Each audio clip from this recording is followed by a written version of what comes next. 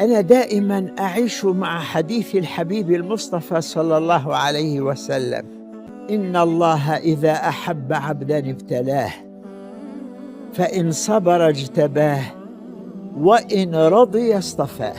أشد الناس ابتلاء الأنبياء فالأولياء فالأمثل فالأمثل. أنا أقول له: يا حبيبي، هذا الجسد ملكك، افعل به ما شئت، لكني أسألك أمرين: أن ترزقني الصبر على الابتلاء والأجر عليه، ولله المنة والفضل. يعني أنا حدثوني على سبيل المثال كم عملية عملت، قلت له 36 عملية. الله يشفيك إن شاء الله يا شيخ. والله الله يشفيك. ما عرفت الله إلا به. كيف ذلك؟ ذقت حلاوة القرب منه.